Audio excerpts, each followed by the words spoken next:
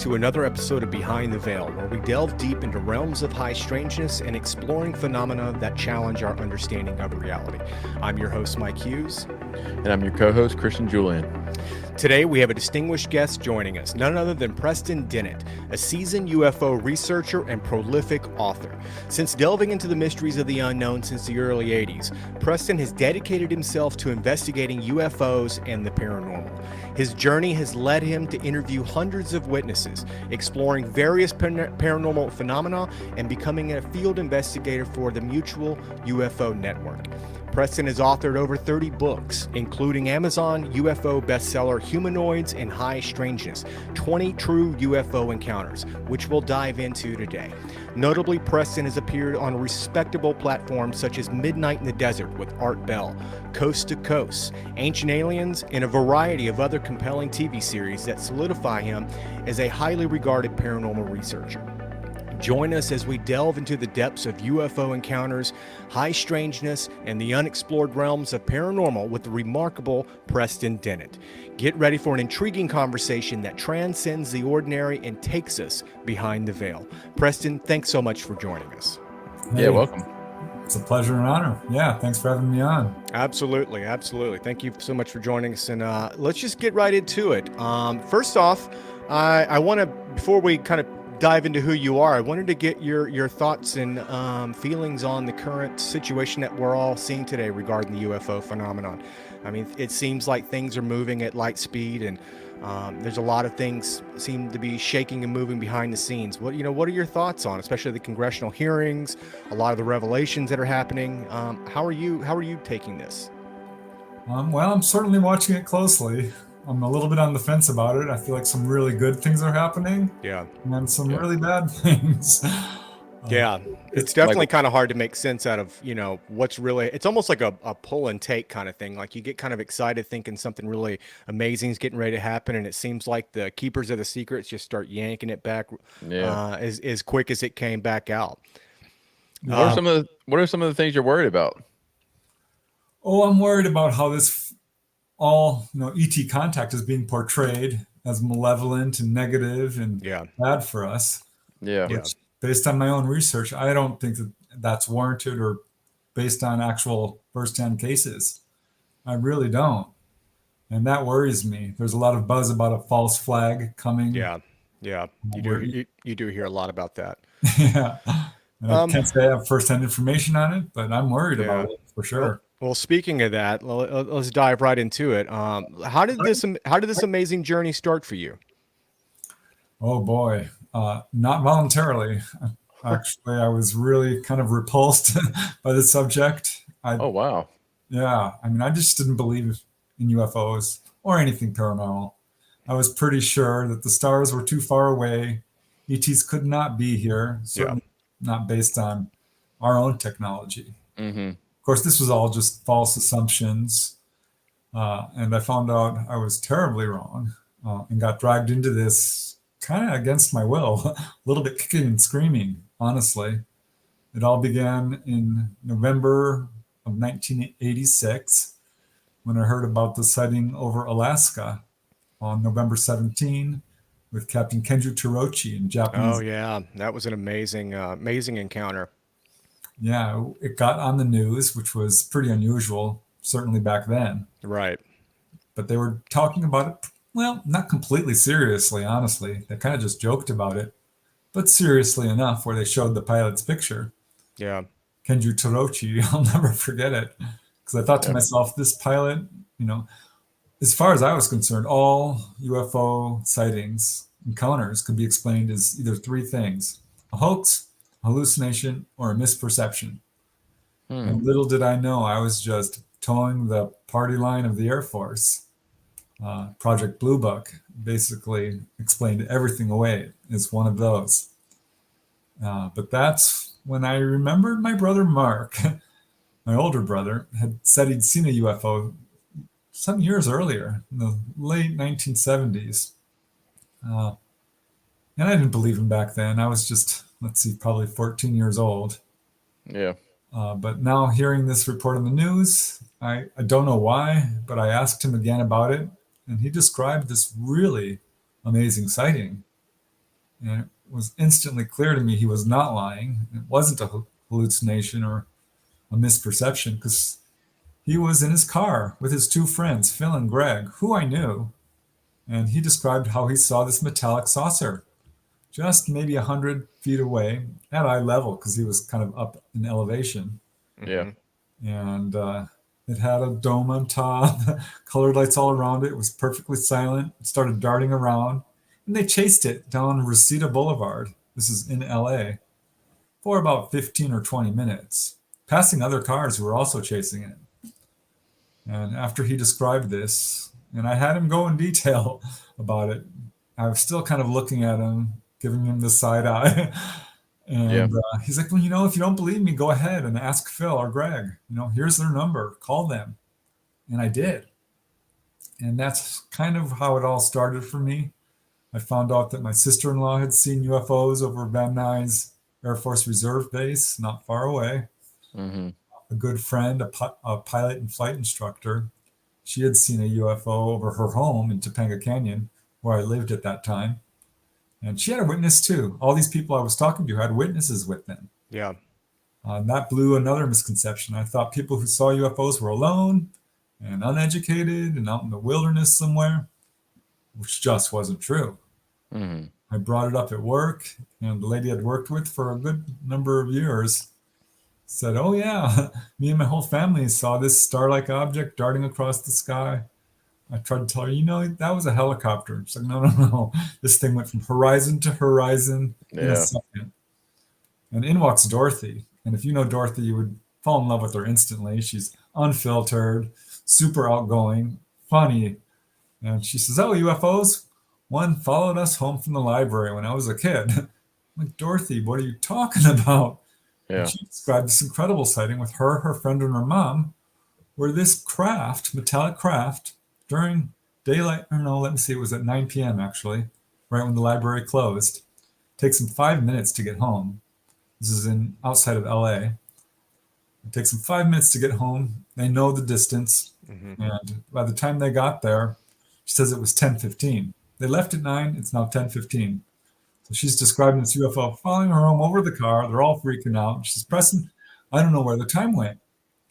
Now, by this time, I had picked up Bud Hopkins' book, Missing Time, and several books. Great book, by the way. Yeah. It wasn't a bestseller at that point. It was just the first publisher who had picked it up, Richard Merrick Publishers. So I knew what Missing Time meant. She didn't. And I'm like, Dorothy, you may have been pulled on board this thing. She's like, what? Freaked her out. But I ended up interviewing her friend and her mom, who verified everything. And that's when I joined MUFON, became a field investigator, bought every book I could find, joined every UFO organization, started attending conventions, started interviewing people formally, and just kind of snowballed from there. How did this, obviously you weren't a believer when you first got into this. It's something that kind of, like you said, kind of pulled you in. What was your perception when you first started getting into UFOs compared to how you perceive things possibly today? Is there any dramatic shift in the way that you view these encounters, or is there a shift in people's stories or even commonalities for that matter? That's a loaded question. No, I think the accounts themselves have stayed pretty much consistent from the beginning. The perception of it has changed. Certainly, I think there's a lot more acceptance of it now. People are much more willing to allow their name to be used. Mm-hmm. And my perception absolutely changed. I was first just shocked and really upset and out of my mind with this.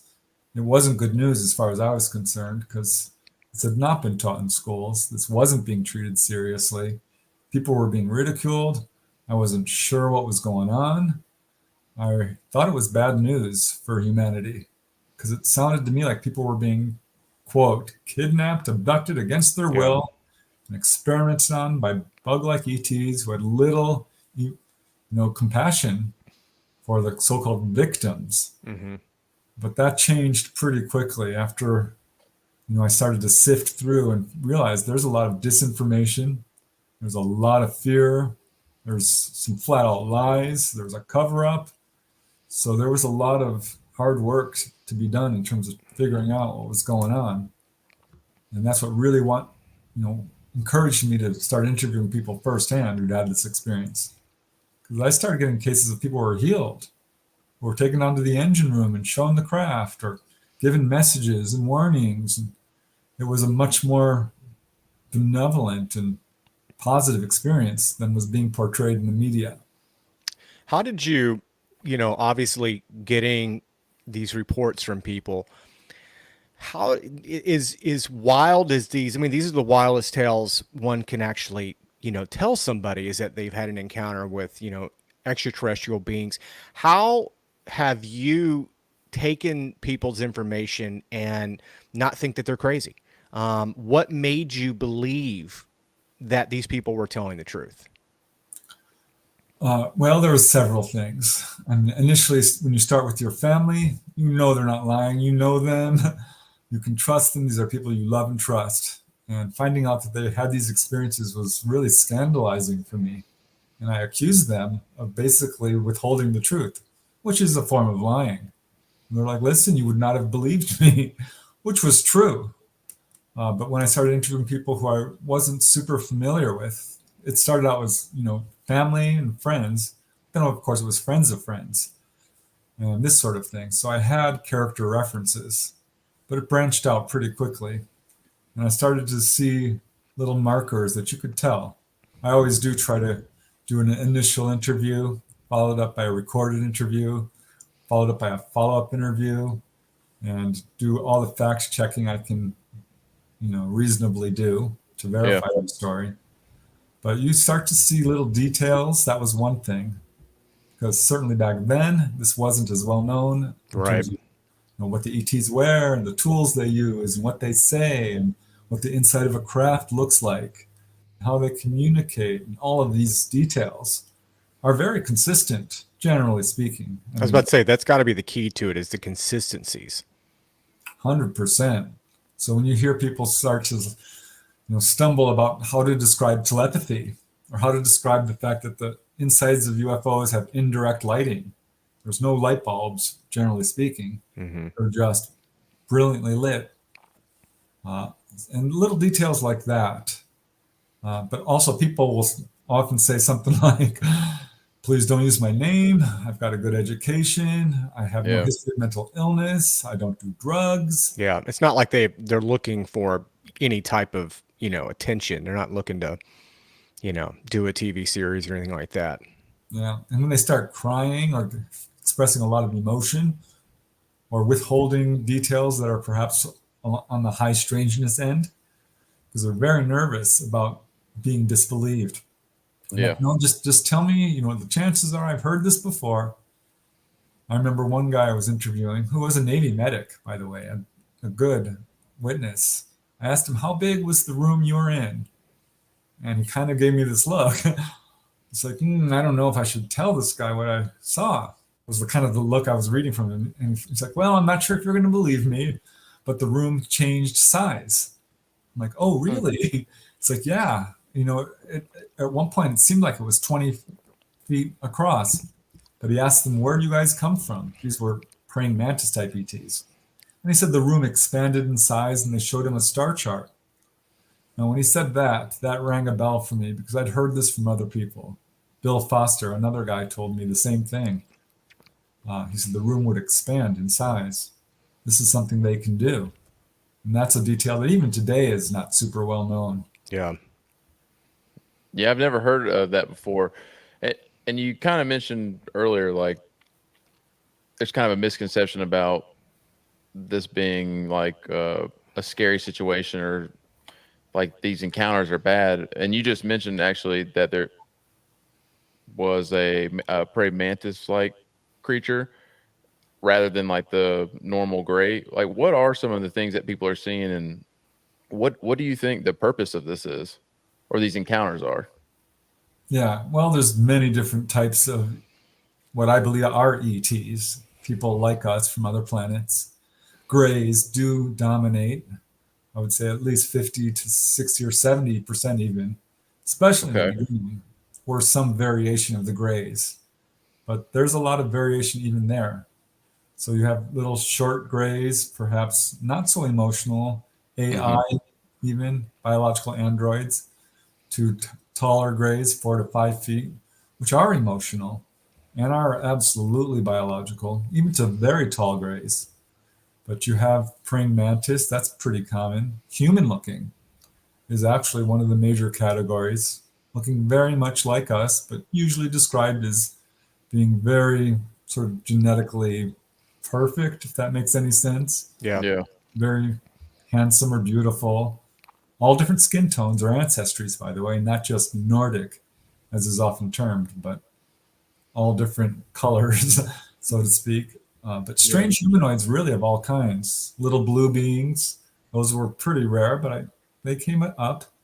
Tall whites, I guess you would call them, that look kind of human, but they're clearly different. They're very, very tall, very slender. Mm-hmm. Usually have hair, but it's kind of wispy and white.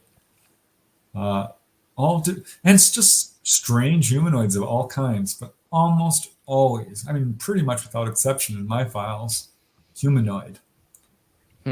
So you have a wide variety. And yeah, I think we've got a pretty good handle on why they're here, actually. Yeah, I was about to ask you, like, what Yeah. kind of information have we been getting from them? Because usually, I mean, these people are usually in some cases, I mean, I've heard that sometimes they receive information about why or what's going on. And what commonality or have you heard from people that you've interviewed? Yeah, I mean, there's an enormous number of commonalities. Most people who will say, I've been pulled on board a craft, I can predict a good 80% of what they're going to say because it follows a pretty set pattern. People are physically examined. That's super common. My first book was UFO healings. It outlined 100 cases of people healed because that is something that happens quite often. And that's when I started to turn around and go, if they're being healed, how bad could this be? It's very scary for people. I will admit that. I'm sure. Oh, I bet. Yeah. Oh, yeah, especially in the beginning. Especially when you don't know what the outcome's going to be. Yeah. And when someone reacts in absolute panic and terror, this is usually when they do have missing time and can interpret this, especially in the beginning, it's a negative experience. But a lot of people move past that sort of absolute blind panic stage. Yeah. And this is when we start to get the answers that, to the questions you're asking. Like, why? Why are you doing this? Yeah. I remember recently seeing you on Whitley Steber's podcast, and that was kind of, I mean, his take on it, that it was terrifying at first, and then I think it's turned into something that he's, I mean, I don't want to say developed a relationship with, but he's come to grips with it, and I guess he doesn't fear it, but he's just embraced it for whatever it stands for, whatever, it means to him. It seems like seems to be pretty comfortable with it these days. Yeah, I think developing a relationship would be accurate in his case. He has said that. And embracing it is, I think, probably the best path for people who are having these experiences. Though I, absolutely understand if someone just prefers to compartmentalize this and live a normal life, because it is difficult, especially in a world that's so skeptical. But those who really work hard to understand and deal with this start to get the good stuff. And this is, like I said, when we learn why they're doing this. And one major ET agenda, if I can use that word, which has negative connotations, but it is what it is. The mission. Yeah, we won't judge you. Is to basically warn people, inform them, teach them. Because people who get any kind of communication from ETs, will almost always be, first off, don't be afraid, have no fear, you're fine, relax, you're okay, we won't hurt you, no harm will come to you. Yeah, reassuring. That over and over and over again. That's the first thing they will say. Interesting. For a lot of people, that's all they get because they just can't. Yeah. Their fear is so strong. But beyond that, if you can, have the presence of mind to communicate with them, they will speak with you. And what they will say is almost always the same. And it's some variation of, warnings about nuclear proliferation. Yeah. Very concerned about that. So, as am I. Yeah, I think we should all be. Yeah, And, absolutely. it's interesting that they're telling the average person this, but I think what happened is they have gone to world leaders and tried to get this message across, and our world leaders are not cooperating. Yeah. Don't have our best interests in mind. They're moving forward with weaponry, but that's certainly a common message. But it's also against war and aggression, greed and corruption, pollution of the environment, chopping down the forests, polluting the air and water. They're very, very concerned about all of these things. So that I would say would be one of their main agendas. So you're telling me they're hippies? Good hippies, intergalactic hippies, space hippies. I mean, you've obviously written a lot of books. I mean, you've written over 30 books. I mean, what is there a specific theme that you've been focusing on, or have you pivoted around in this subject matter? I mean, what have you really focused your research on all, 30 plus books you've written? Kind of, give us an explanation of where you've put your energy into your research and especially into these books. Yeah, well, I have hopped around quite a bit because I wanted to embrace all of it. And there's a lot to cover. I mean, everything from how they fly and who these are and where they're from and their agenda. I did start focusing a lot on UFO healing cases because that was being overlooked and ignored completely. Then I really started to focus on like UFOs over Topanga was one of my books, which basically documented a wave of sightings in a particular area. I then did a bunch of what I would call UFO history books over various states: California, Nevada, Colorado, New York, Arizona, and so forth, which I wanted, I was afraid that this subject was not being treated seriously. A lot of accounts were being lost to posterity. And I wanted to really kind of cement that in. And I'm happy to see a lot of other people are picking up that torch and writing books on their own states. So that was something I did focus on for a number of years. I started to move around to various areas where I kept finding interesting patterns. One was a book on USOs, unidentified submersible objects, which was something I really hadn't planned to do, but I sort of became the go-to guy because Southern California had an enormous amount of them. I think we're going to find out that USOs are probably more prolific than UFOs. I think that's where they're pretty much hanging out at. I think Richard Dolan also has a USO book coming out in the near future too. So it'll be interesting to see what his take is on that. Yeah, but ultimately I really started to focus on people who've had direct contact, face-to-face encounters with ETs, or been pulled on board. Because I feel like that's the heart of this phenomenon. This is where we're going to find the answers. This is where we have the most information. It's the most interesting to me. Yeah. Really. But yeah, I mean, it's much more interesting than, hey, I saw a light in the sky. That's for sure. Right. It doesn't get much more interesting than that. Initially, I was very keen on investigating every single sighting, whether it's just a light in the sky. But now there's so much out there.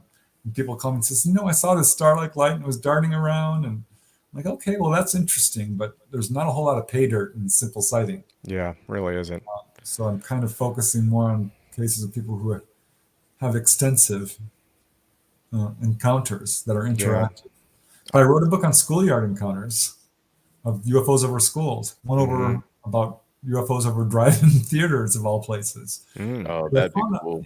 100 cases, which is not a small amount. No, it's not. And it's funny because I've never heard of any of that, but I mean, I don't doubt it. But that's I never heard of it either. I was in this field for like 25 years, or 30 actually, and no idea that was going on. Yeah, I mean, obviously that must have been what, 60s, 70s, or what time period? 80s maybe. Well, it goes all the way back really to the 40s. The 50s, 60s, and 70s were the heyday. Yeah. And it kind of dropped off dramatically in the 80s. And 90s, but I found current cases all the way up to like 2018, I think was the most recent. But yeah, the 50s and 60s and 70s were wild in terms of the drive-in theater encounters. Yeah. The schoolyard encounters, which are so interesting because 1/3 of those, I found 100 cases. Well, it's now closer to 200, but 1/3 were landings and or humanoids. And these things are landing next to schools. You know the Rua, Zimbabwe case? Yeah. Oh, yeah. Obviously the most significant case, at least most popular. Yeah, definitely the most popular. There's a few that are super famous. The Westall High School case in Melbourne, Australia. Oh, I've Still never their heard that most one. widely viewed. Some 300-400 kids and teachers. What time period was that? The Melbourne case was 1966. Okay. Yeah, April. 66. Wow. Which was, by the way, 2 weeks rather, after a very famous case at another school, well, a college, the Hillsdale College case, which had 100 witnesses. Stayed there for 2 hours and landed next to the school again. A lot of people don't know that, but it landed. Don't you find it intriguing that these things kind of come in waves? Like for example, circles used to be a thing, very prolific back in the 80s, early 90s, mid 90s. But that seems to have kind of tapered off a bit. And we've had the school landings that seem to happen a variety of different decades. I mean, can you imagine if one happened now? I mean, like, please land at a school now because every 5-year-old has an iPhone with 4K cameras on it. But I find it very intriguing that these things don't, it's almost like it's always just out of reach. Like it happens when someone's not really able to document that, to photo it. And I know that there have been pictures of things and craft, certain incidents that have been captured. But do you find it interesting that these things kind of have like time periods where, especially like for another thing, the landings where they would actually leave like little prints in the ground you would actually see from the landing gear. I mean, it was the Zamora case, I do believe, or the one that happened in New Mexico, and it was the police officer that had that and documented that. You don't really seem to see these incidents happen. It's almost like they come in waves and then they stop, and then it's something else like takes its place. I find that very intriguing. Have you really looked at it like that at all or noticed? Yeah, I certainly have. It's a slippery phenomenon. It's a little bit elusive for sure. For sure. And it seems like they're doing that on purpose to not create too much drama, too much impact in a way that will disturb our society and its natural progression and growth.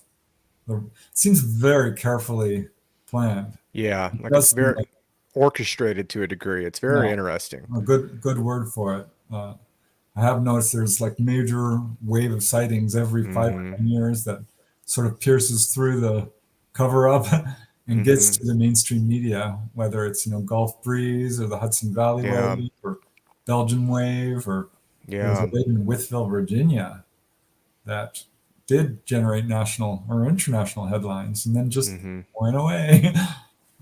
It's almost as if they are conducting a publicity campaign that is very carefully orchestrated and designed to sort of introduce humanity, all of humanity, to the idea that we are being visited, but in a way that's gentle and not so disruptive that people are going to run for the hills or grab their guns or, what have you, cause complete panic in society.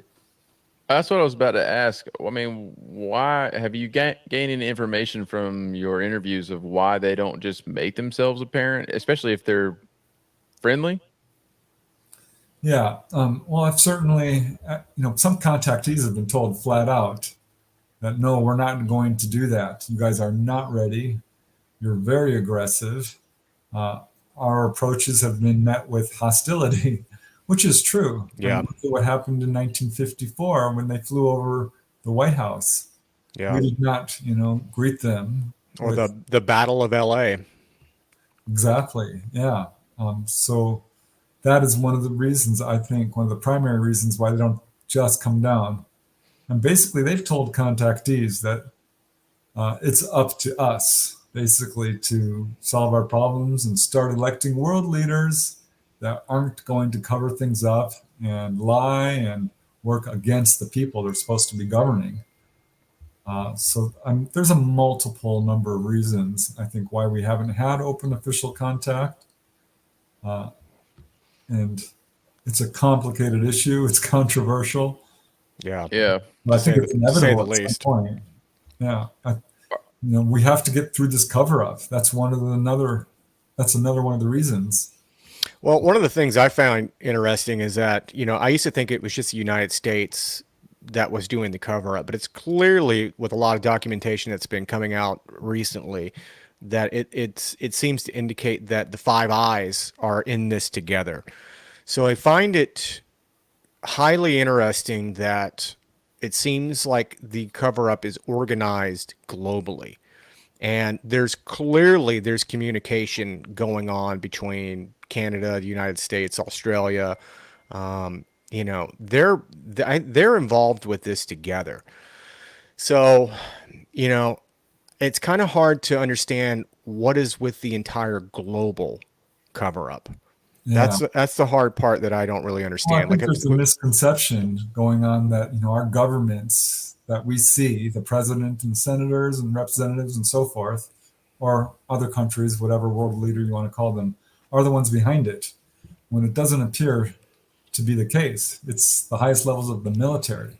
It's the power elite. It's the cabal. If you 100%. I don't think that the average congressperson has a clue. I don't even think presidents have a clue, for that matter. I think it's a very few amount of people that actually really know what's truly happening. Well, the highest levels of the Navy, they sure know.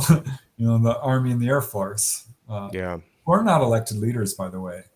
They're in there and they can do what they want. They've got a black budget. We're seeing this push-pull right now with these congressional hearings, where the senators use very strong rhetoric when they were interviewing Grush and Graves and Graver. They said flat out, we believe this is a real thing. UFOs are real. There is a cover-up. Some of us have seen clearly.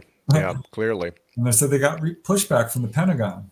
I'm like, I'm not surprised, because those are who is behind this cover-up. Yeah, I mean, we wouldn't be doing whistleblower protections if we didn't have a cover-up going on. I mean, that's just, it doesn't get any more simple than that. It's very obvious. Why do you think there is a cover-up? I mean, like, what would be the negative to us being exposed to these different species? I don't think it's an ET threat in terms of danger for humanity, but there is an ET threat. It's to the power structure of the global elites. So you really think it's more that than anything else? It's greed. It's money. Control. Yeah. You think all that would go away if we were to intermingle with them?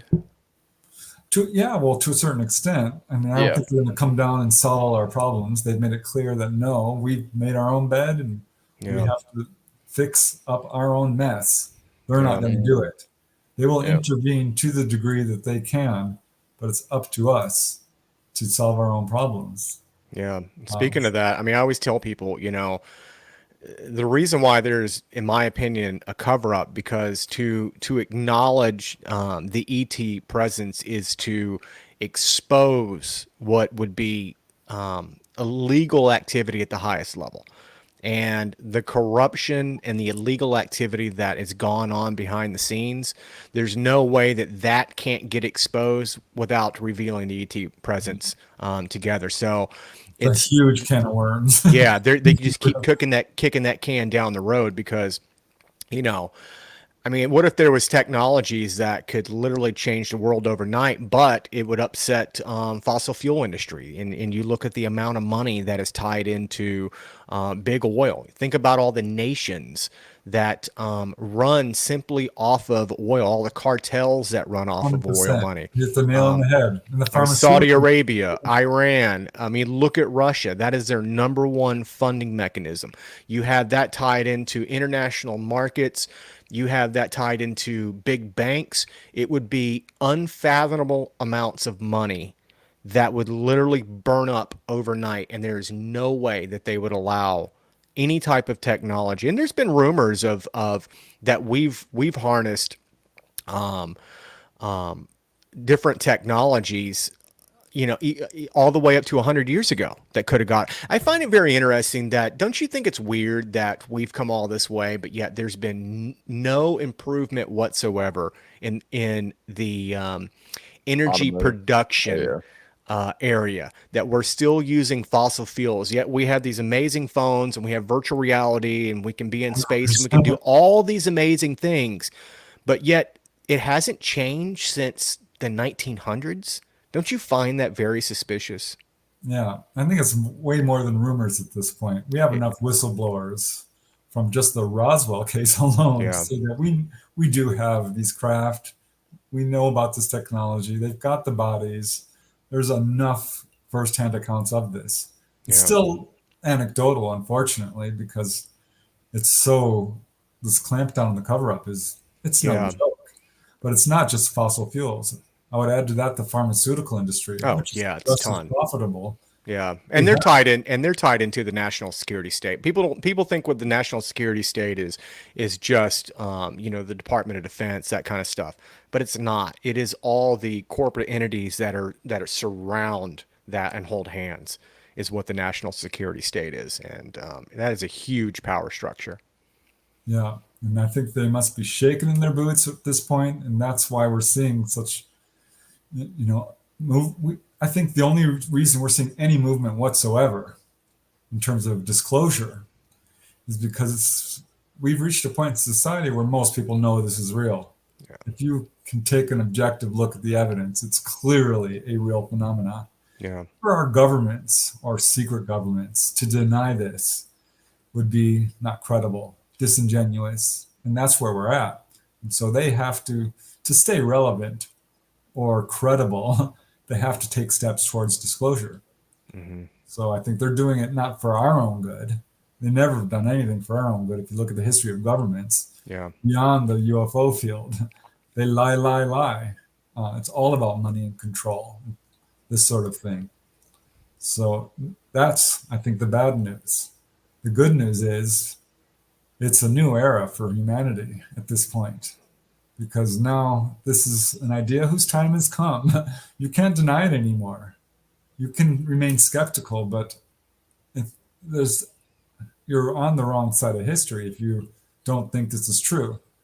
Mhm. yeah, All you have to do is a little bit of homework, and it's laughable to me that NASA or the Pentagon says we don't know what this is. yeah, We don't have enough evidence. We're still studying these sightings.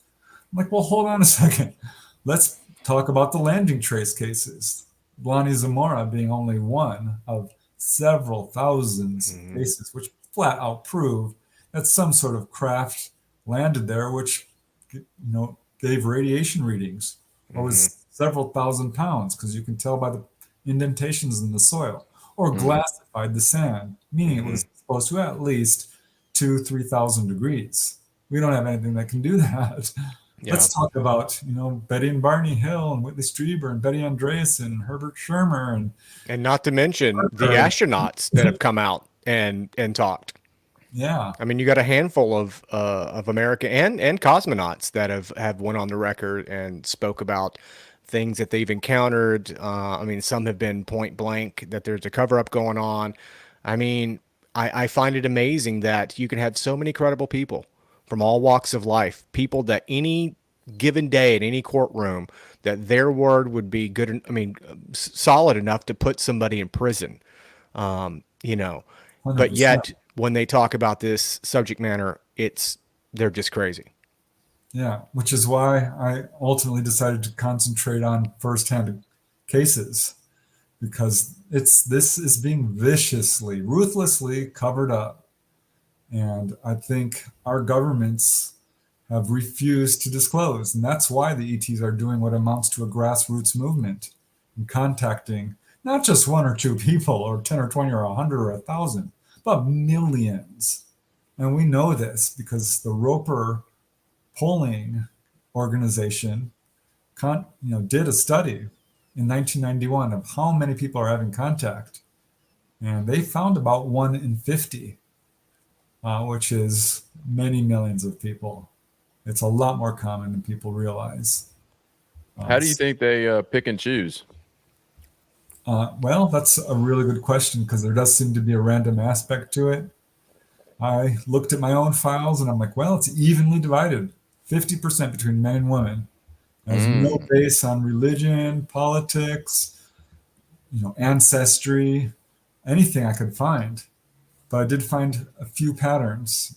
One is this does follow families, genetic lines. It seems to be generational. Yeah. So they do seem to have a strong interest in upholding our genetics. Yeah, I would agree. Another is that there does seem to be a lot of people who are having contact are very psychic and have a lot of paranormal experiences. Yeah, they seem to gain abilities. In some cases where when they have contact, all of a sudden they're having they're able to have these extraordinary gifts, whether they're having visions or they start having weird synchronicities, stuff like that.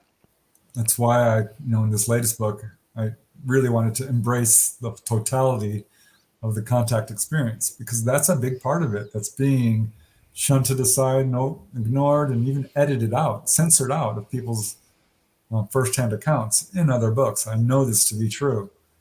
And it's unfortunate because it's absolutely a part of it. And it speaks to one of their goals, the ETs, their agenda, which is to wake us up to who we are and what we can do. And that includes, astral projection and mediumship and precognition and levitation and all these so-called supernatural or paranormal abilities, which aren't. They're natural. It's our natural birth. Yeah, they're just supernatural, or they're paranormal or supernatural because we just don't understand it. That's really what it comes down to. Yeah. But one pattern I found which kind of floored me was when I was doing research on the healing cases, because I always wondered about that. And my research never stopped. That first book, 1996, UFO Healings, documented 100 cases. Well, I released that book just, 5 years ago or so with 300 cases. And I can tell you it's double that now. And I really dive deep to figure out who's being healed and why. And it's sort of a pattern exerted itself. And I realized, well, this is true for contact in general. People who are being contacted are doing good work for humanity on some level, in some capacity. So what we see among contactees is a high number of environmentalists, human rights activists, social workers, doctors, nurses, teachers, inventors, police officers, entertainers, musicians, a lot of musicians, artists, people who are really good people, trying really hard to make a difference in the world. Those who are the ones they are contacting. Speaking of that, you don't really, there's not a lot of really well-known contactee cases. I mean, Whitley Steber is one of them, but I think the most recent one that's been really getting a lot of attention and for a long time is the Chris Bledsoe story. I'm sure you're very familiar with. Sure. For him, this whole, I mean, if anybody has never read, Chris Bledsoe's book, The UFO of God, they really should. It's an amazing, amazing story. But I find his perspective on that very interesting because, Chris Bledsoe is a very spiritual man. He's a Christian. This whole UFO encounter experience that he's had was traditionally very much like what other people encounter. But his perception on how he sees these things is a very spiritual, angelic kind of viewpoint. I'm sure you're familiar with the Bledsoe story. How have you perceived his story, and what are your thoughts on that? Yeah, well, I do think that people of all religious backgrounds are having these experiences, and to some degree, our own belief system plays a powerful role on how we perceive this. And we can see this culturally going back centuries on how this was interpreted. Yeah. And I've talked to people who are very religious and some who are absolute atheists and every variation in between. It has a profound impact on their lives in pretty much every case. Yeah. Some people who are very religious embrace it and kind of integrate it into their religion. Betty Andreasen would be another example of how she felt like these were angelic. I know some, a very small minority, mind you, who felt like this is negative, this could be demonic in nature, which I don't think it is. And I had to study that in depth to make sure that, I'm comfortable saying that this is not a demonic phenomena, because I studied that. I investigated what I would call demonic hauntings, which I think are real. Oh yeah, I've encountered that, and there's been some interesting people in the UFO world who've taught. I mean, they've kind of tossed around the demonic possibility / theory. I mean, they haven't said exactly that's what it is, but it's been mentioned. Yeah, I don't think that's the explanation for it. A lot of stuff gets put under the UFO umbrella that doesn't belong there. I mean, I interviewed a guy who was a flat out straight-laced Mormon, and his encounter was so profound, including, being contacted by Greys and pulled on board with his infant son and told his future, and all these things happened to him, which he ultimately left organized religion. And that's what I see most often with people who are very religious. They kind of move towards spirituality. Yeah. But overall, yeah, they will describe a very strong spiritual awakening or enlightenment of some kind. That I'd say is absolutely true. But yeah, I mean, it really depends on your background, on how you interpret this. And it can be a very, very difficult thing for people who are extremely skeptical, atheist, and have a real hard time with it, as much as someone who is fundamentalist religion of whatever type. I think those who do best are those who are more middle of the road in their thinking and very open-minded and flexible and fact-based or analytically minded. They do the best in terms of embracing this and getting the most out of it. But overall, I think people are profoundly enriched. And it's very rare that someone will tell me, I wish this had never happened to me. That does happen. But most will say, you know what? It was a mixed bag at first. Because in the beginning, people have nightmares. They can't sleep. They've got insomnia. They are thinking they're crazy. Yeah, I mean, your reality just got completely racked. I mean, of course, I mean, you'd have to have so much time to digest it and process that. I mean, an encounter of that caliber, interaction, would destroy everything you perceive as reality. I mean, there's no way it would not be the most life-altering thing that could ever happen to you. Yeah, and I blame our governments, unfortunately, which is ultimately our own responsibility, because people would have been forewarned or certainly have a better understanding of what to expect if this was an openly discussed subject. But it's not, so people are blindsided often when they have these encounters. And often starts as young children, and they go to their parents who, as often as not, don't believe them or tell them, oh, you're just having nightmares, you're fine. This is a message to all parents out there. If their children come into their room saying, the little man came again last night. Yeah. Listen to them, because this does start very early in childhood.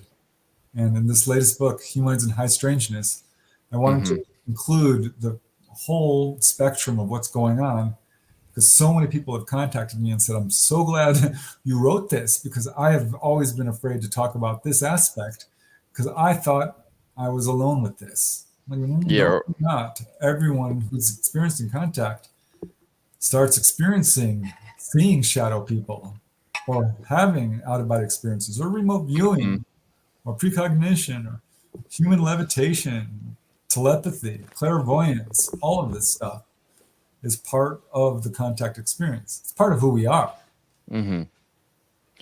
Have you had an experience yourself?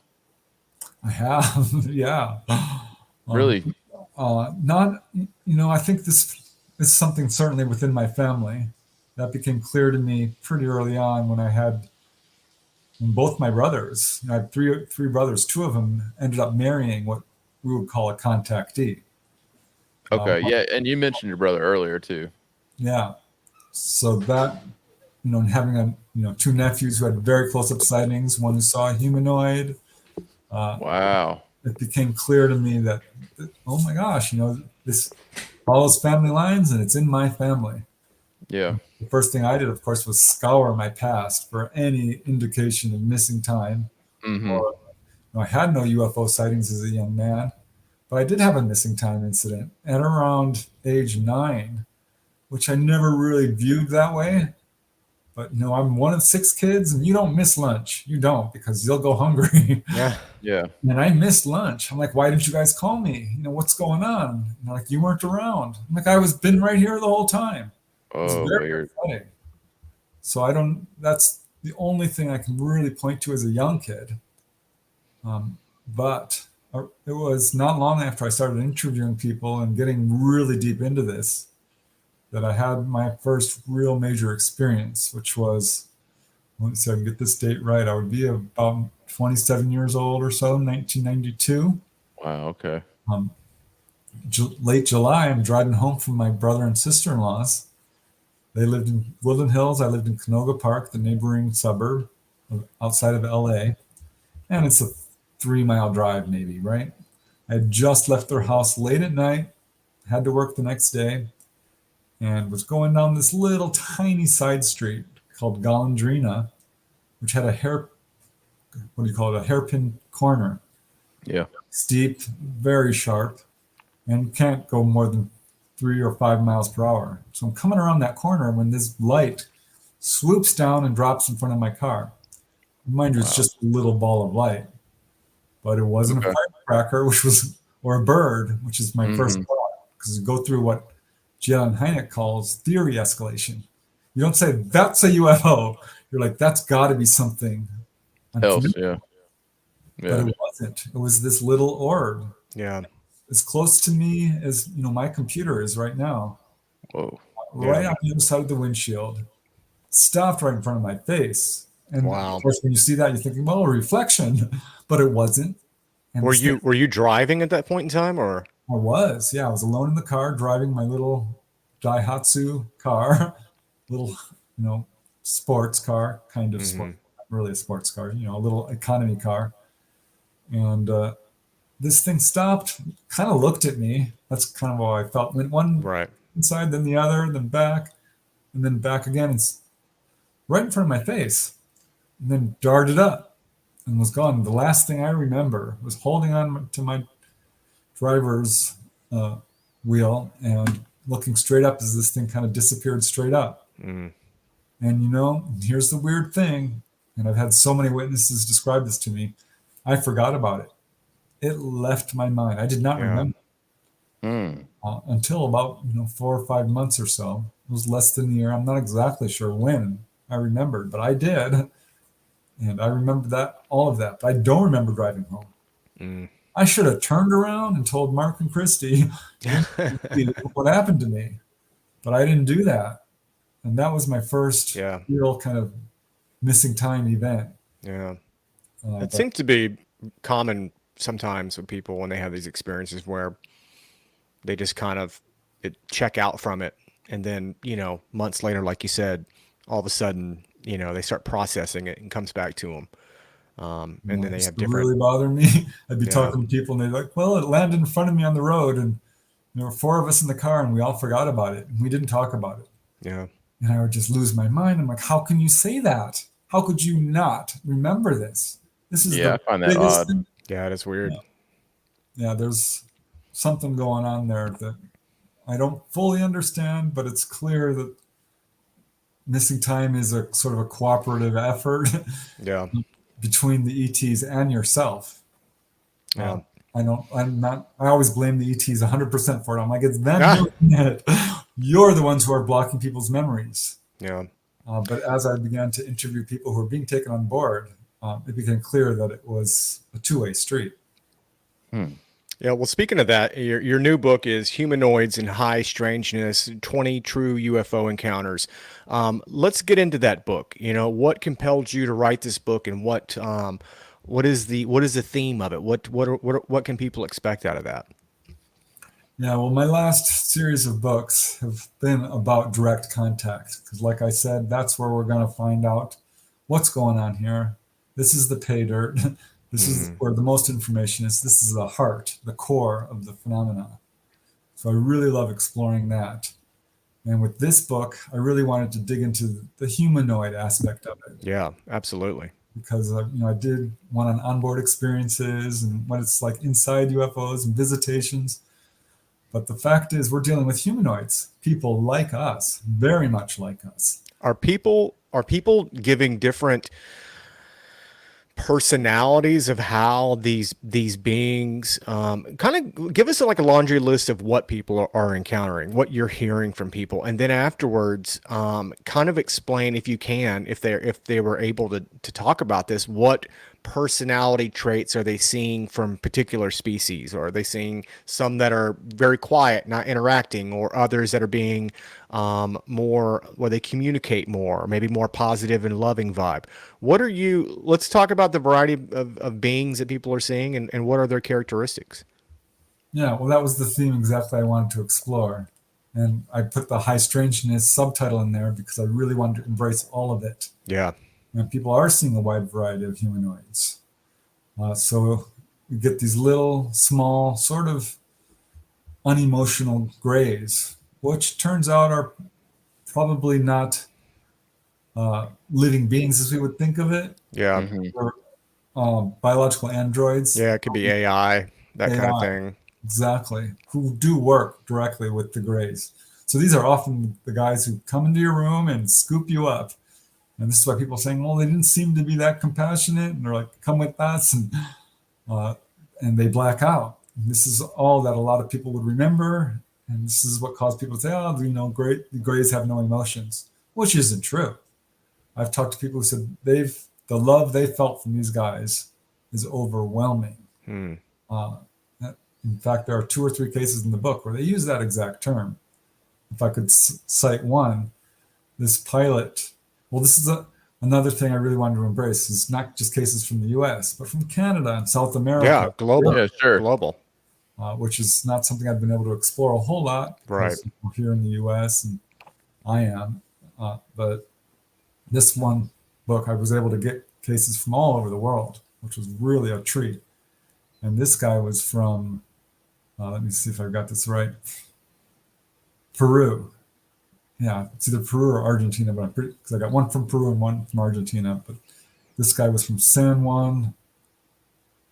Gosh, I'm not even sure now. I think it's Peru or Argentina. Either way, Yeah. Yeah. he's a pilot, a business manager, a bank manager, a good witness who had never had any history of encounters, which is unusual because almost always it starts at childhood, but not for him. And he had heard about a sighting in his area and really wanted to see a UFO and kind of reached out to them and went out there looking for them and was really disappointed when he didn't see anything. But that night, he was woken up by somebody calling his name, Hector. Hector Sawiak is his name. It was a male voice, and he jumped up out of bed because he thought someone was in his room, but no, it was in his head. And for some reason, he ran to the window and looked out, and as soon as he did, he saw a UFO. He's like, whoever called me out, they're inside that thing. Yeah. He wanted to see them, and it was 2 months later he did. He was woken up in his room, the room lighting up, and there were these 2 tall figures Oh, hell. who weren't your classic grays because one was 5.5 feet, one was 6 feet tall. Wow. They had pale skin, large eyes, but not your classic grays. They were wearing blue jumpsuits with red collars and a red belt and red cuffs. And he was frightened. He was in abject terror. Yeah. Rightfully so. Yeah. And they said, don't be afraid. You have nothing to fear from us. And he said his emotions did a 180-degree turnaround. And he felt this love coming from them that he said was stronger than he's ever felt from any human being. He said it was like stronger than when he got married or had kids. He said this was the words he used, a love like never before, is how he felt it. And one of these came up to him and said, "We have come to heal you," and cradled his head in his arms and handed him this little kind of triangular shaped brown pill and told him to eat it, which he did. And he said it was a bitter pill, literally, and kind of large, but he swallowed it. And he just remembers crying and just being overwhelmed with love.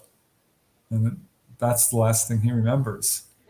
But it was absolutely a benevolent experience for him, and changed his life. I mean, he ended up going back to school to learn more about consciousness and these sort of things. That's a pattern I do see. It really profoundly affects you. You get, like I said, a mini enlightenment. So that is what I'm trying to embrace, is like how this affects a person. Because ultimately it's a human experience. Definitely. But yeah, you get grazed. There's a case with praying mantis. One guy saw these little blue beings. Reptilian comes up. Human-looking figures. Yeah. How are these species like connecting with each other? Are they kind of keeping separate from one another? What's the deal with that? Yeah, because you always hear so much where it's like, oh yeah, the reptilians are fighting with the Greys, and I mean, to me, it's all very interesting. I don't really, put much stock into any of that because I don't really know. There's a lot of BS out there, for sure. I mean, I'd probably say 90% of stuff that's out in the UFO world is probably not necessarily true, but yeah, you do hear a lot of that. Like, how do you make sense out of that stuff? I mean, is it you're just sticking to what people tell you? I mean, what are you hearing? Are they seem to be all unified, or is there any type of rifts between any of them? Not that I can see. I don't see any species warring with each other. They seem to be cooperative, working together. Interesting. And, there's like you said, a lot of disinformation out there. Oh, I'm sure. I go to conventions and I'd be horrified at some of these people who are going up there, getting paid an enormous amount of money. Oh yeah. And just putting out what to me is fantasy for sale. Yeah. Fantasy for sale. And there's a lot of that. Yeah, a lot of that out there. Nobody's ever told me anything about a galactic federation. Yeah. Just going to say it. No, I don't buy that. I'm not hearing that from the people I'm interviewing. Yeah. Anytime anybody starts pretending that they have a clue of what's really going on and they're very confident about that, to me, that's like the biggest red flag you could have. I think it's great to have an open mind and listen. But to turn that into your new religion of like, oh yeah, it's the Palladians and they're here for this agenda and they're at war with the reptilians. Like the nonsense is incredible. Yeah, it's like there's no way you can know that. Yeah, one lady I interviewed, I'm so happy she contacted me because she's a great witness. She worked for the Department of Defense. She's a lifeguard, a nurse. A really intelligent person. I ended up writing a whole book on her case called Symmetry. Because she's had the most extensive case of contact of anyone I've ever interviewed. Really? Because she overcame the missing time and the fear that so many people experience, and was able to fill in a lot of the blanks I had. Could you get into that a little bit? Oh yeah, I'd be happy to. Sure, I'd love to hear it. Yeah, her case is amazing because at age 14, she was tired of having missing time and feeling like she was crazy, and had another incident where these UFOs came down over her home. This was in the Florida Everglades. This was 1971. She's 14 years old, and she's like, "I'm not going to have missing time. I'm going to remember." And she saw this UFO, and there were portholes, and little grays were looking out at her, and she freaked out and did feel fear and dived under the bed. And woke up and it was morning already. She's like, "Well, darn it. They did it to me again." But this time she had evidence. She was wearing someone else's pajamas. So she knew that something was going on here. Yeah. And she went into the kitchen, and on the radio was, the radio guy talking about sightings in her area, seen by police officers. And her friend at school says, I saw something last night. So she had a lot of corroborating witnesses. And she ended up just sitting down and meditating and recalled being taken on board. Sat in the pilot seat, taken to see Saturn. When she said that, that sounds crazy to a skeptic, I'm sure. Mm-hmm. But I had just interviewed another contactee, Jay Gardner. He says, yeah, they picked me up. I was 12 years old, and they took me to see Saturn.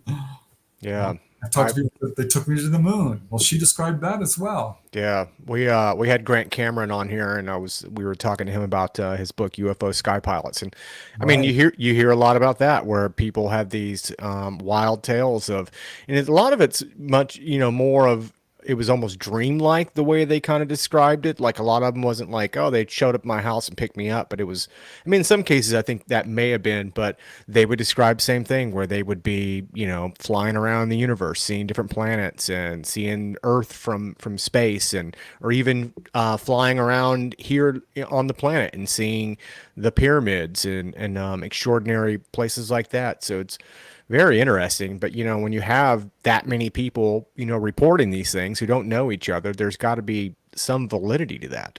Yeah. Well, that's what I love about Dolly's cases. At some point she's like, I want to go public. And she wasn't able to get photographs of them. They finally agreed. And she says, okay, we're going to let you photograph us. And they did. She was able to obtain some really good film footage of these ships. Which she shared with me. She showed me the medical evidence. I've talked to corroborating witnesses who were there when she had encounters, and I ended up, having, I became a participant in it, which happens when you do this work. Yeah, you start seeing stuff yourself. Yeah, so I know firsthand her case is real because I've experienced it. And yeah, she was able to explain to me that yes, these ships are actually alive. They're embodied by an entity, which is something so many people have told me, but could never really verbalize or explain or understand in any detail. And she's like, "Oh yeah, this is true." You do hear that, and even some pilots recently have said on some of, I'm talking about military pilots that have seen strange craft near their planes. They talked about how they got a feeling that the object was alive and that it looked alive. It was very organic kind of feeling. So it could be, these craft are not even really what we think that they are. That they could be, something much more complicated than what we would think they were. Yeah, you might think of it as a body, much like we have, but they are craft, no doubt. Yeah. They are carrying people, and they are going from, not only interplanetary but interstellar distances. But yeah, are alive, and so many witnesses would describe this to me. One guy I interviewed said he was driving along the 5 freeway through the Central Valley of California, which is a very remote freeway. I've driven it many times on my way to conventions and stuff. And if you're there at night, there's nothing out there.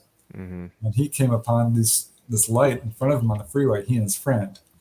And they're like, what is that? Is that a crop dusting helicopter? There's colored lights. There's all this fog around it. He knew about UFOs. He was very interested and came upon this thing and realized, oh my gosh, this is a craft. But it said as he drew up to it, he felt like this thing was alive and that it was coming for him. Of course it did. It sent out a beam of light, which struck their car. He had missing time. Mm-hmm. And he remembers he's no longer driving. He won't get in a car unless he's driving.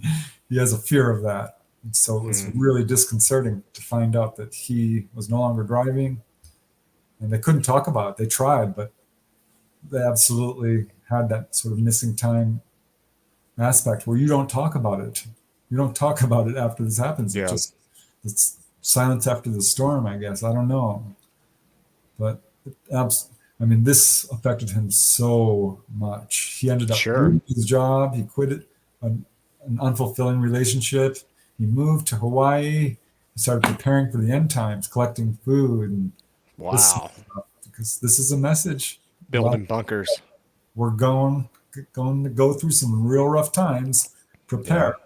You should see how many contactees are off grid.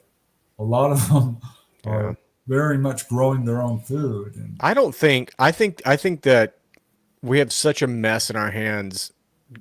talking about extraterrestrial. I'm just talking about globally in general. That I don't think there's any way to fix humanity without going through something extremely dramatic. It's almost like a breakup, like a bad relationship, like a toxic relationship. It's going to be dramatic when you break up. There's going to be screaming. There's going to be, painful moments.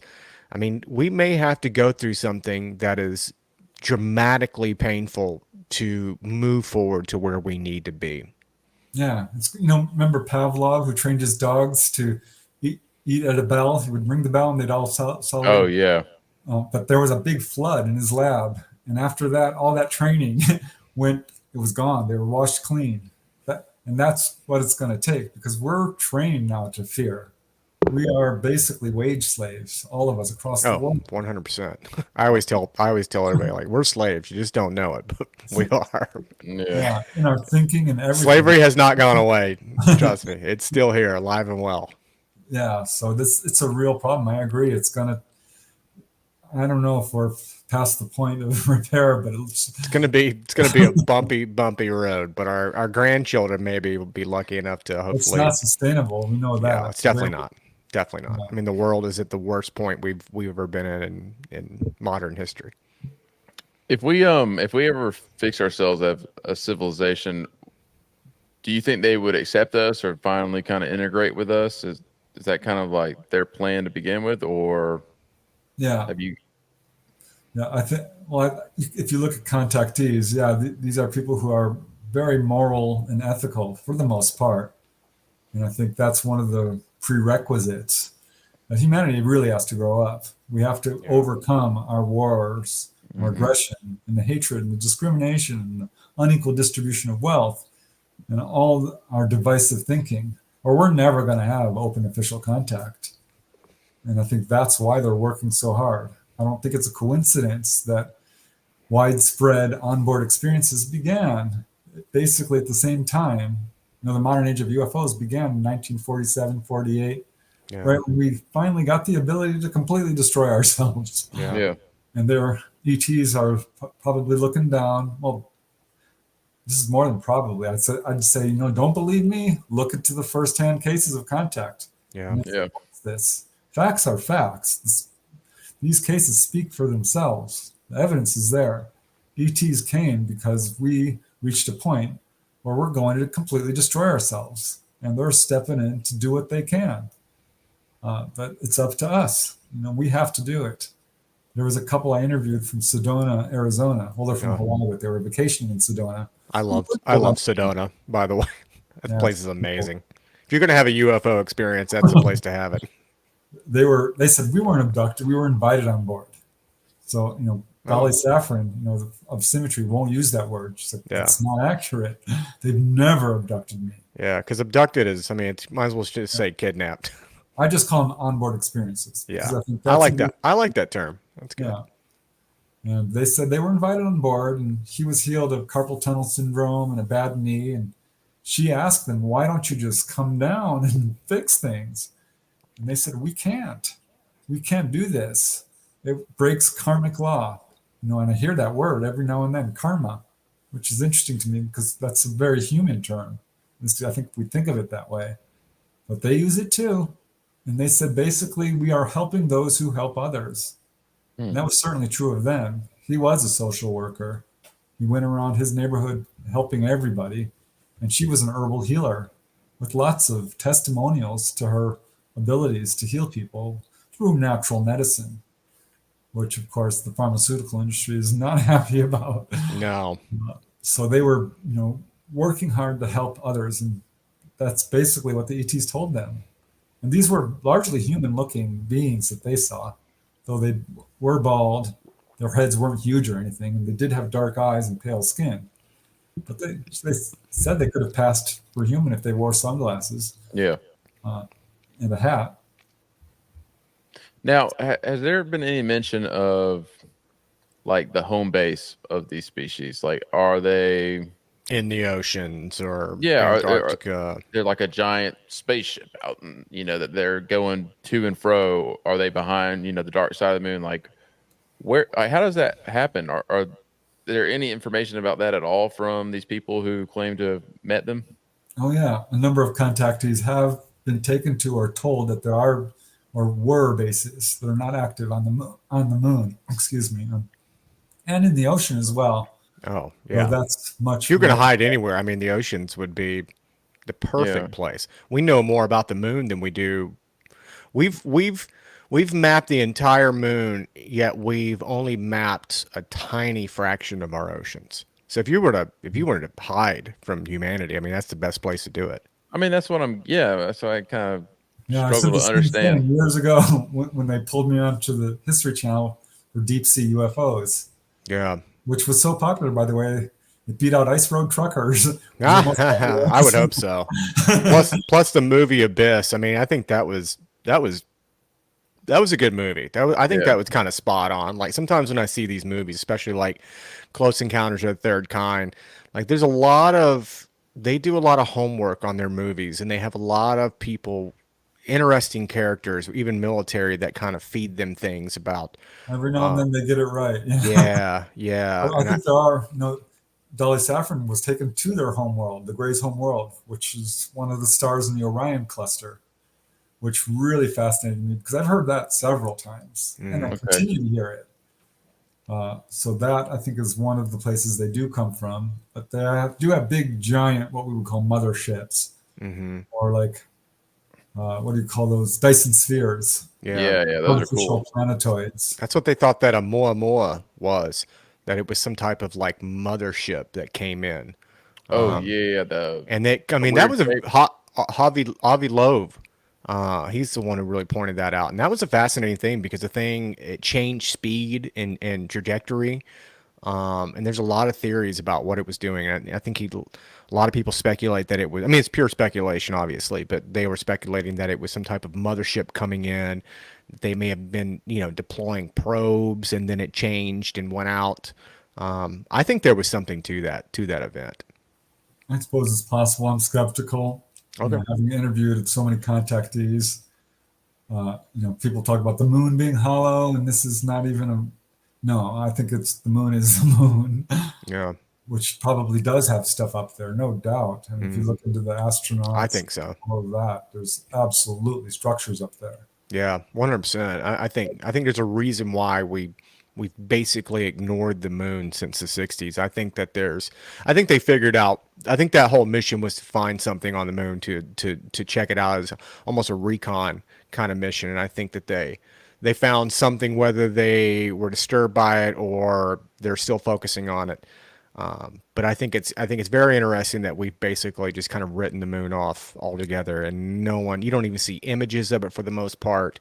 I mean, that thing's literally just disappeared off the radar as far as, Yeah. NASA's concerned, space Which is exploration. amazing because it Yeah. was so hard for us to get there in 1969. Yeah. But now, with our little cell phone, we could navigate there. Yeah, I mean, the technology they said they had in that spacecraft was equivalent to a calculator, like a Texas Instrument calculator that we would have today.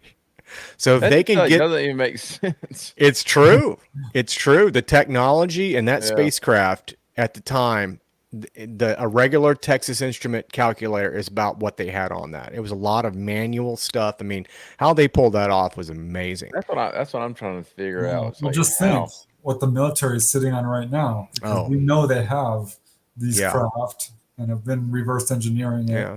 As Ben Rich once said, if you in his final days, it was a former CEO of Lockheed Skunk Works, and he mentioned to somebody, I forget the guy's name, you might know who it is, but he said, the guy asked him, he goes, what do you know? Asked something about, oh my God. He was talking about something, and then Ben Rich responded that if you've seen it on Star Trek, we've either got it or it's even better than that. And that was back in, I think, either the 80s, something like that. I can't remember what time period it was. Sorry, I kind of butchered that whole thing, but yeah, No, it was. fine. Just, you can look it up, but I mean, that was his statement, and that was the CEO of Lockheed Skunk Works, and he said that if you've seen it on Star Trek, we've either done it or we've got something better. Yeah, I heard that too. I remember that. And Yeah. that's why I'm kind of following this whole disclosure movement really closely because we had those three whistleblowers or military witnesses, really, Yeah. Fravor, Rush, and Graves. I'm like, well, that's three. It's closer to 3,000 people at this point who have testimony like this. Yeah. And Lazar, God bless him, is being vindicated. Yeah. I've been a believer in him because the contactees I've talked to are like, oh my gosh, well, that guy, the Mormon guy I mentioned briefly, who had an encounter, he was pulled on board a craft. And he said when he saw Bob Lazar's drawings, he almost fell over because that was exactly the craft that he was taken on. He's like, I'm a huge believer in Lazar because he described perfectly what I saw. So, I think over the years, we're seeing more and more Lazar and other whistleblowers are finally being vindicated. Yep. We only have a few minutes left, but obviously the title of your book has the high strangeness. I do want to touch base on that. Do you follow the Skinwalker Ranch, activities that happen out there? I mean, that's some of that's been perceived as very negative, especially when people have gone home with what they would call hitchhiker effect, where they would be seeing entities in their home. These are people that, DIA people that would be out there doing research, working out there, and they'd come back to their homes and start having poltergeist type activity. There's been reports of pilots who have been around UAPs and then they're experiencing strange things, whether it's poltergeist type activity or other levels of high strangeness. How do you perceive what's been going on there historically speaking, and not only there, but there's other places around the globe that have this strange kind of like cat and mouse game. Sometimes it's benevolent, sometimes it seems nefarious. How do you perceive all of that? Well, first of all, I don't trust government sources. I don't think they're the place to look to for answers on this. Yeah.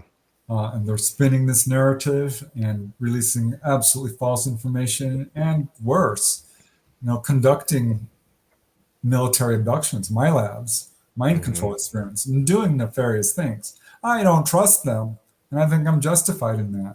Oh, 100%. And I think if we want to know what's really going on, we got to look to the contactees. Yeah. And there is a hitchhiker effect because a lot of contactees will have a major experience and come back and things start flying off the walls and they'll suddenly levitate. And they're going through this whole, what feels like a poltergeist attack. But what ultimately really is, and this took me a long time to unpack and figure out. Sure. Got it now. I think I figured it out. I can't prove this.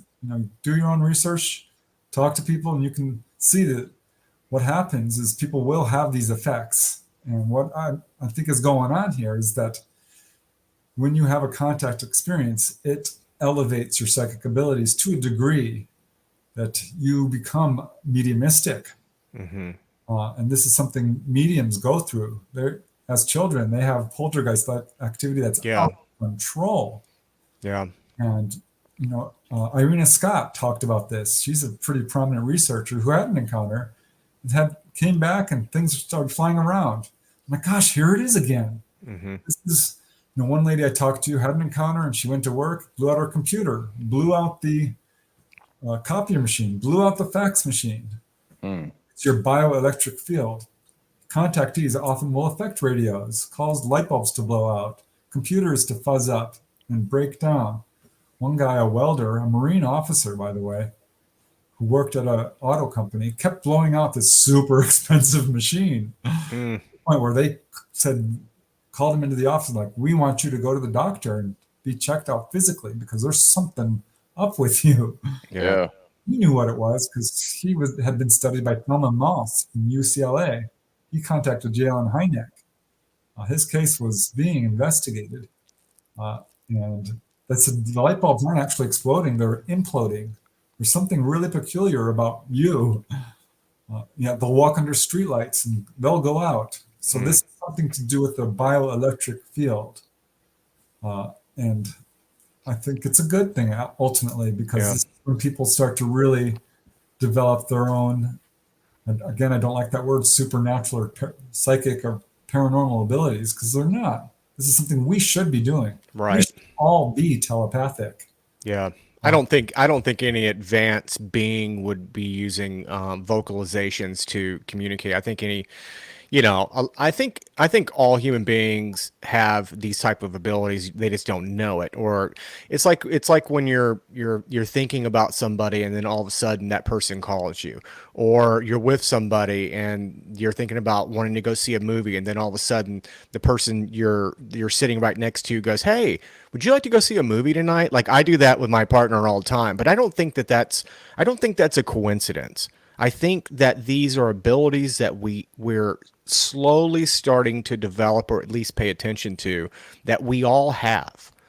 Some people greater than others, but I do believe that we should have these abilities, and will eventually, once we get our shit together, have advanced abilities. And I don't think vocalization is going to be what an advanced civilization would be doing. I think that you would be able to psychically speak to one another through thoughts and emotions.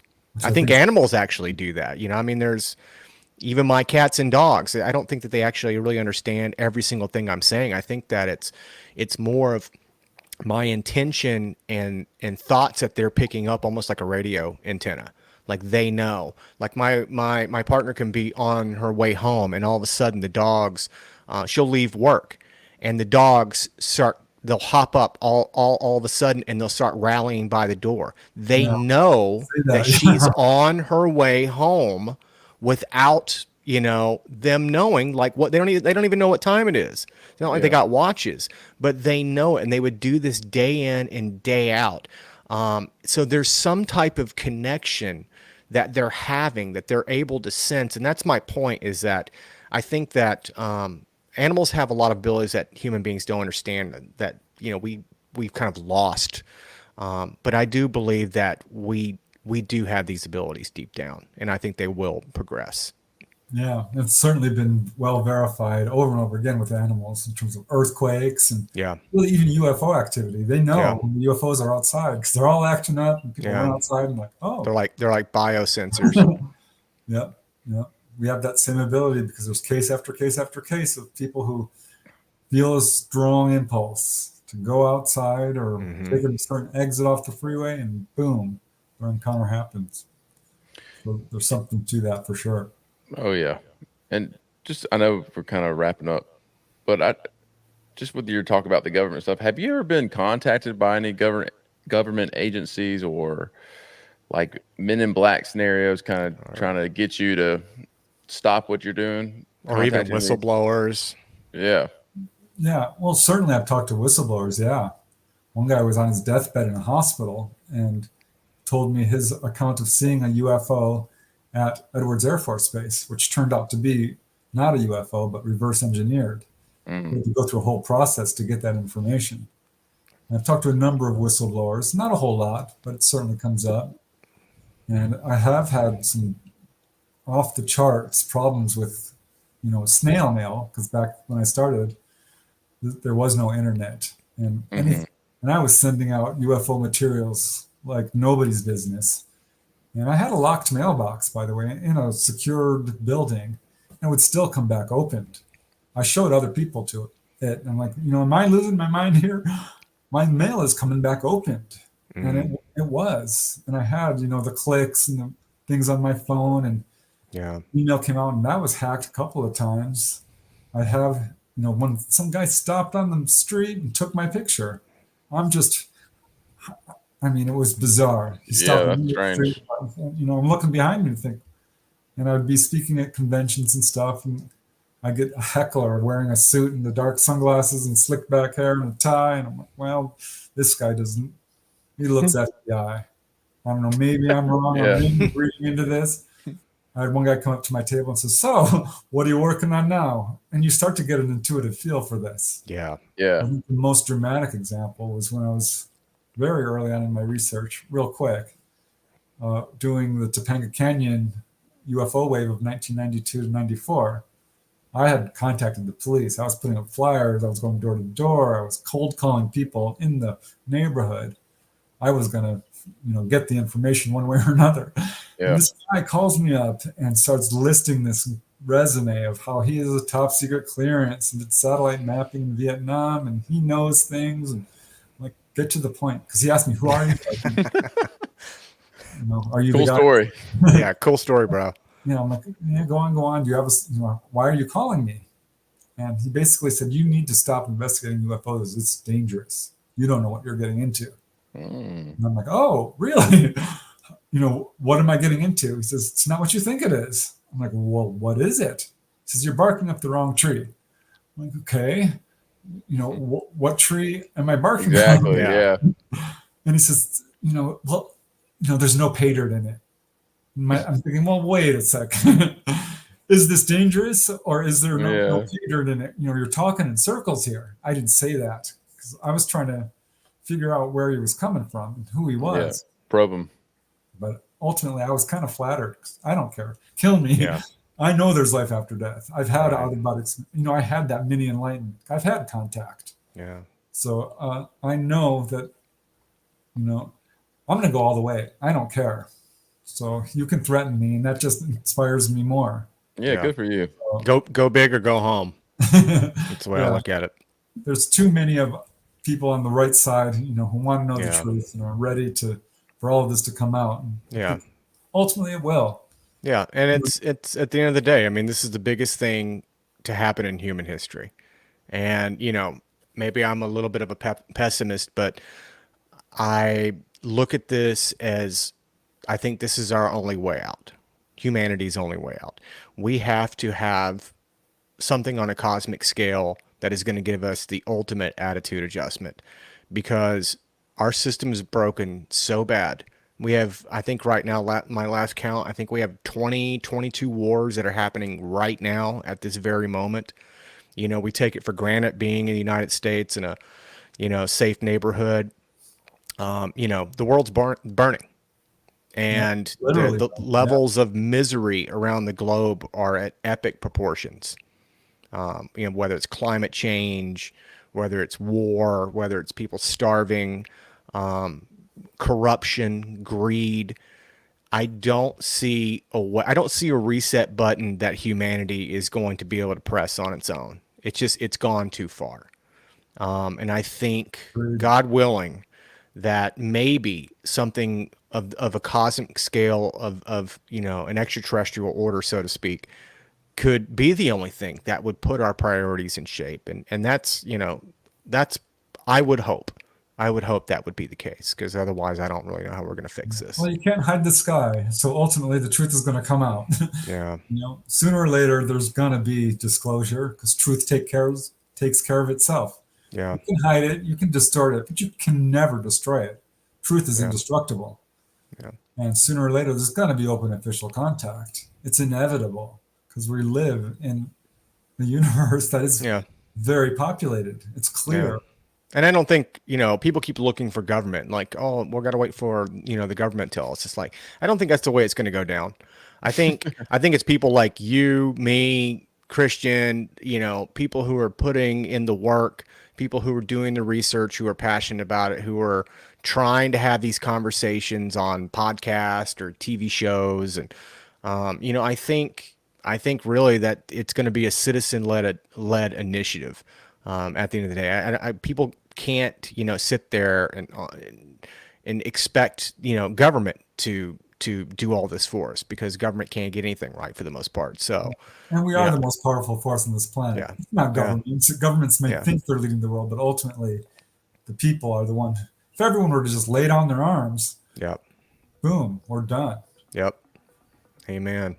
Well, Preston, you've been very kind with your time, and this has been an awesome conversation. We really appreciate your insights. And if people want to know more about you and your work, your books, where should they go? I do have a website. Just punch my name in. It should take you there. PrestonDennett.weebly.com. And I'm also all over, social media, Facebook, Instagram, and Twitter. My books are on Amazon, Barnes & Noble, bookstores. I do have a YouTube channel as well. Again, just punch my name in. It should take you there. And I really appreciate you guys having me on the show. I feel like you, Mike, this is an important subject. Absolutely. The most important subject. Yeah. This is it. And Yeah. I think people, it's time. It's time for people to accept this is happening. Amen to that. And thank you for coming on and all the research and time you put into this, just so we can have this conversation. Yeah, appreciate. Yeah, thank God for people like you that actually, put their money where their mouth is and take the time to write books. They may not necessarily write 30 books like Preston does, but that's okay. Even 1 or 2 books is a lot. So yeah, we all do our part. We all do our part. Everybody's a little piece to the puzzle, so to speak. Well, all right. I think that's going to wrap it up for us tonight. We appreciate you guys listening, and we'll see you here back next time. Yep. See you.